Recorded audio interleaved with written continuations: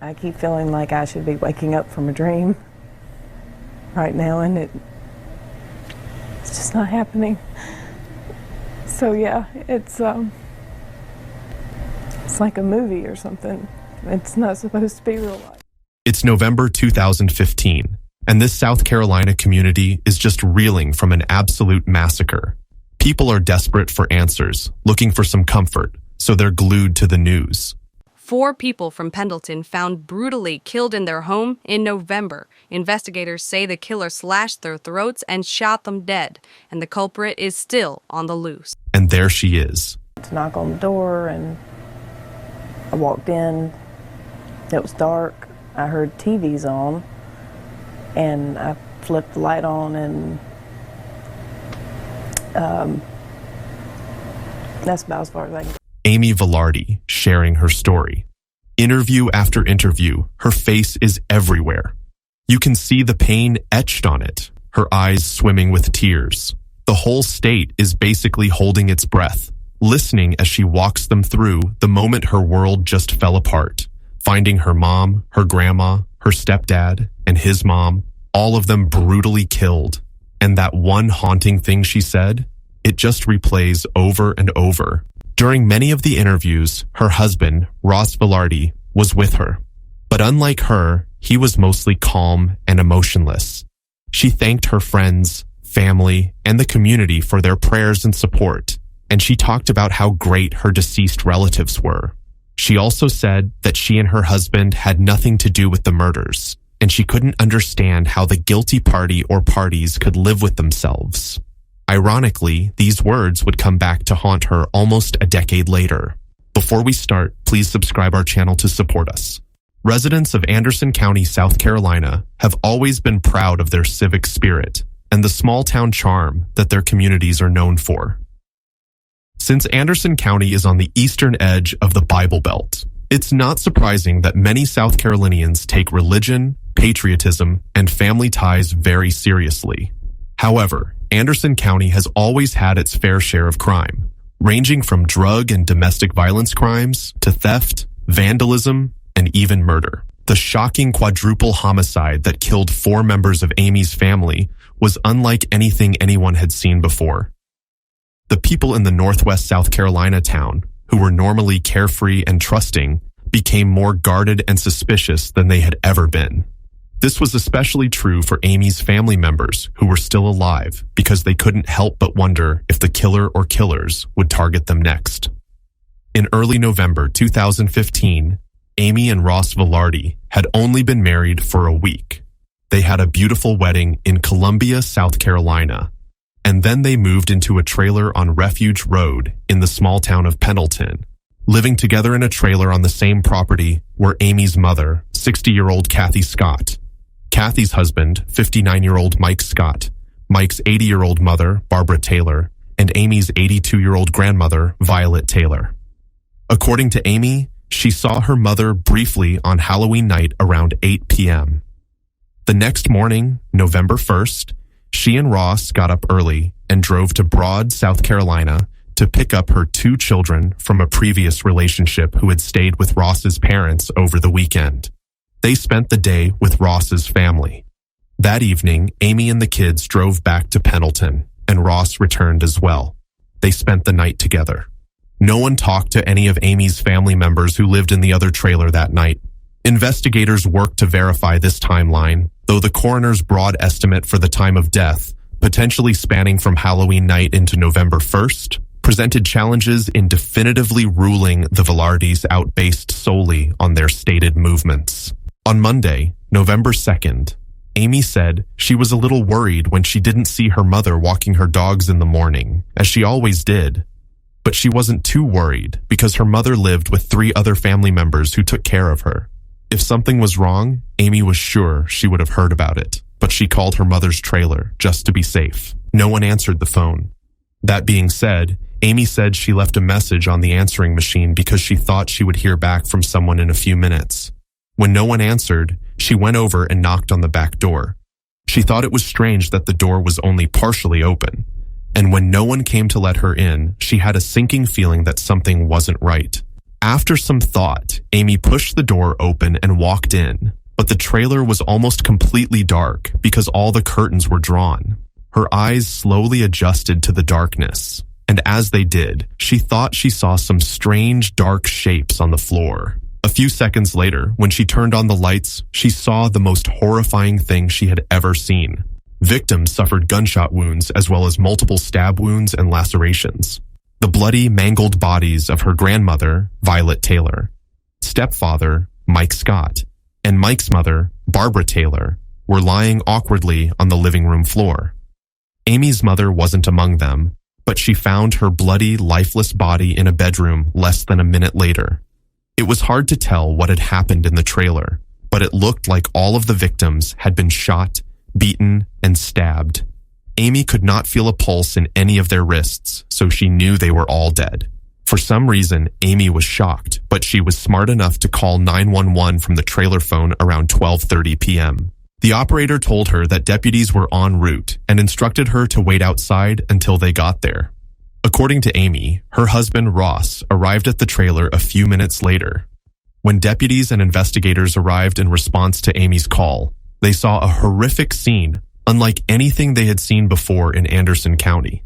There were no signs of forced entry, and it didn't look like a theft because there were many valuable items left out in plain sight. Beyond the ballistics, excluding the Vilardis' known guns, details regarding other potential forensic evidence found at the scene, such as fingerprints or non-victim DNA, have not been widely released. They were pretty sure they were dealing with murders, but they had to think about other possibilities, like a murder-suicide. But this idea was quickly discarded upon closer examination of the bodies. All of the victims had multiple wounds and had been shot and stabbed. Mike Scott's, Violet Taylor's, and Barbara Taylor's throats were all cut, so they were probably all dead before the killer or killers shot them.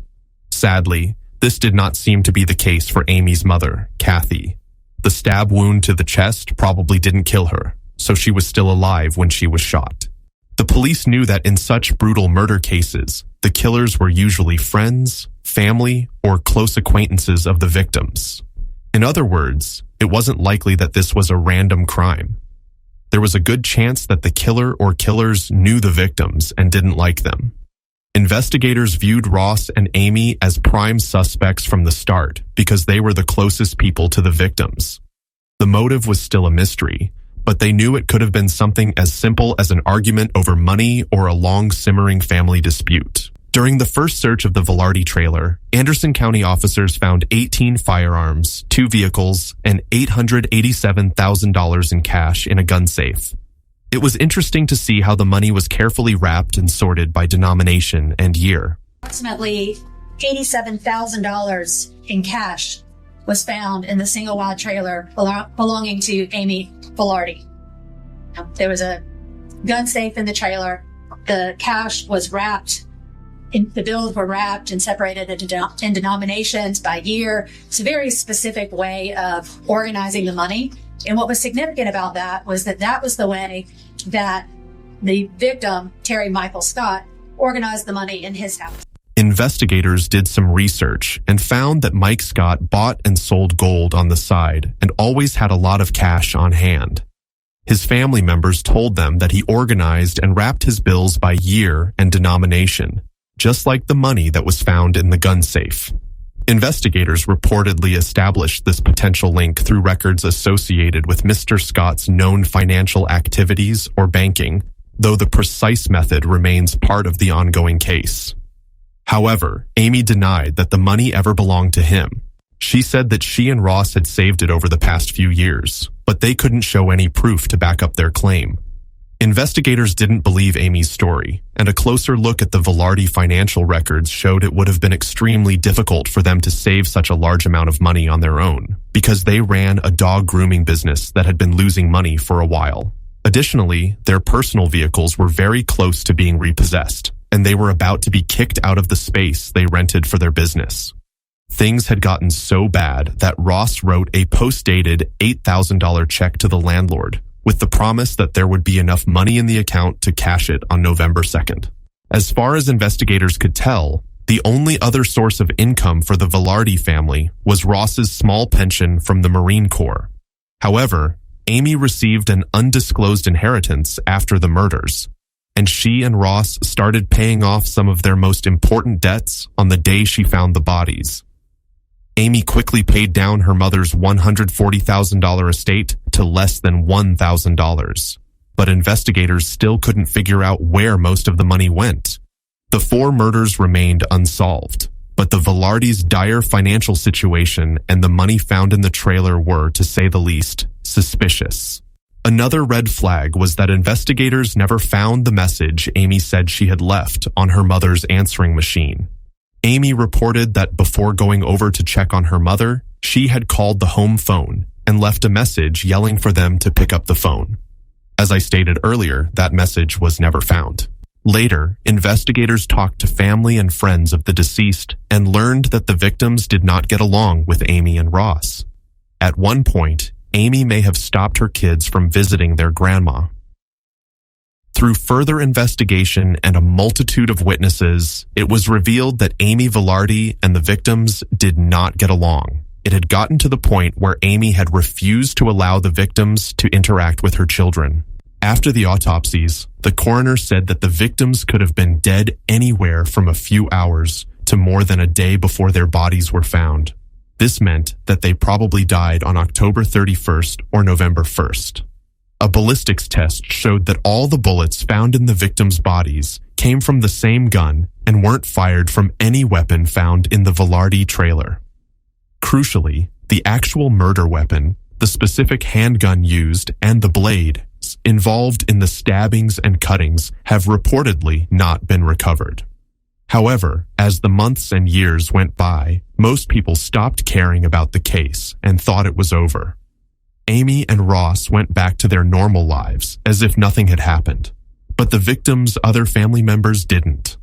They had a hard time accepting what had happened and tried to stay positive, even though it seemed like the killers might never be caught. Investigators stayed quiet but kept working on the case. It wasn't clear if anyone would ever be charged with the murders.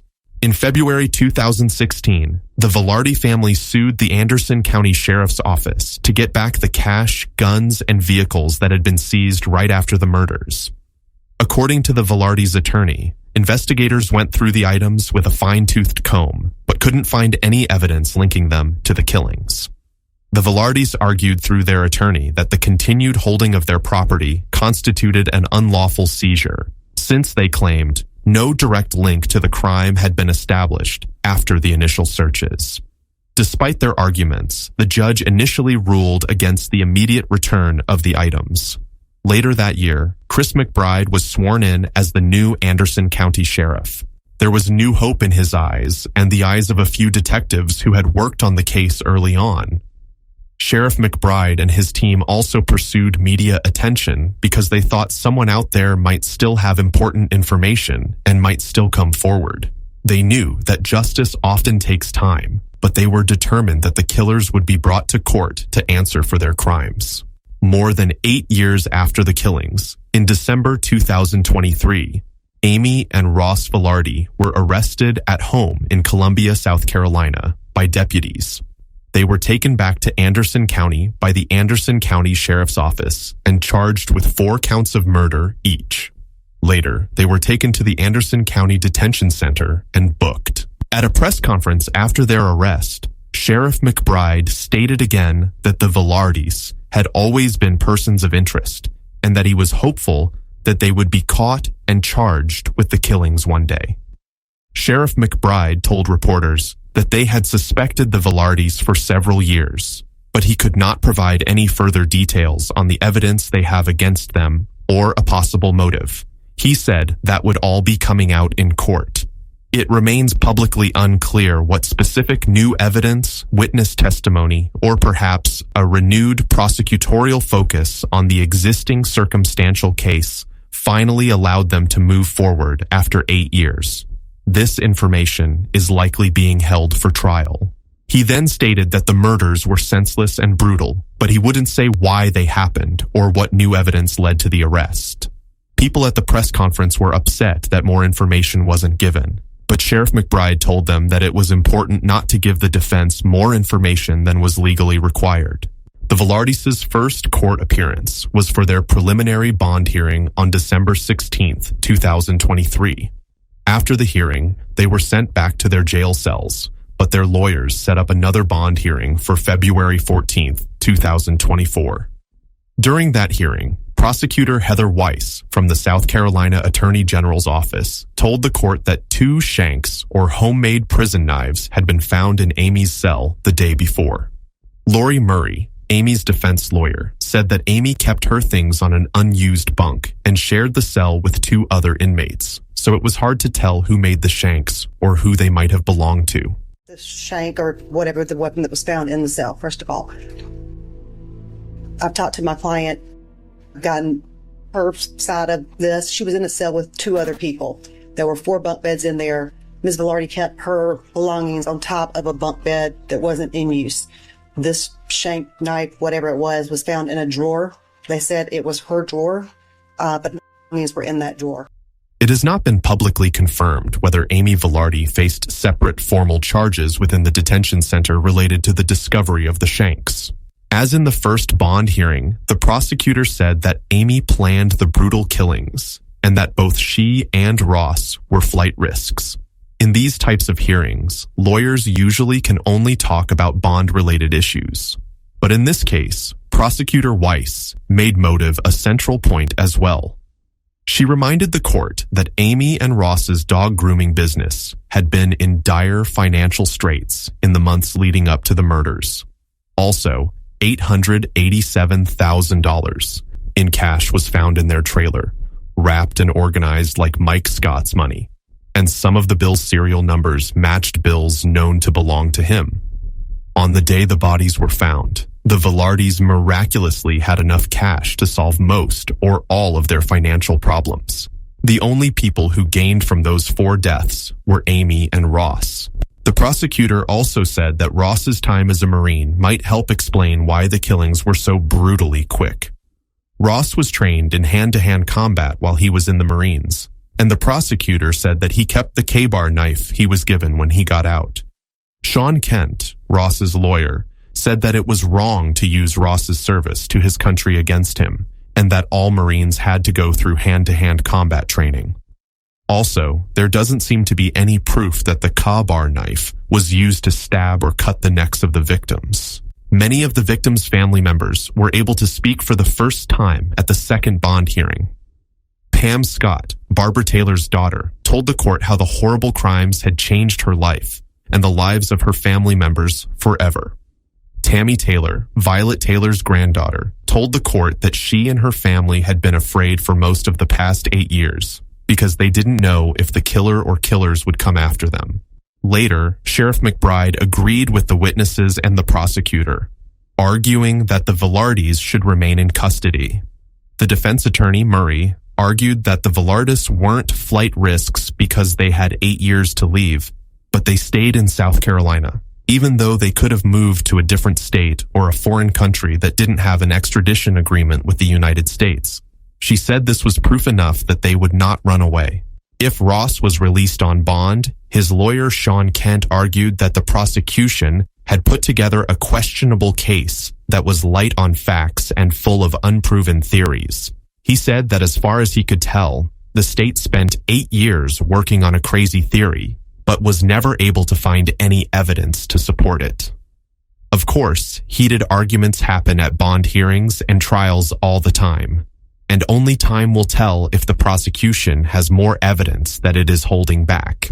The Vilardis were denied bond at their most recent hearing, and more hearings are coming up while they stay in jail.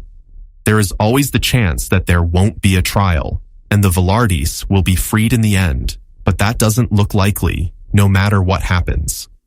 Pam Scott, Barbara Taylor's daughter, may have said it best when she said, "There are still a lot of questions that haven't been answered." Thankfully, many of those questions may be answered in the next few months.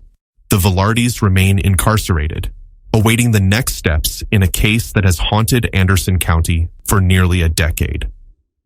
Following the February 2024 hearing, bond remained denied for both Amy and Ross Vilardi. The case has since entered the pre-trial phase, involving discovery, where prosecutors share their evidence with the defense, and the filing of various legal motions. The South Carolina Attorney General's office has formally stated its intention to seek sentences of life in prison without the possibility of parole if the Vilardis are convicted. Defense attorneys are currently reviewing the state's evidence, which is expected to rely heavily on the circumstantial elements previously outlined.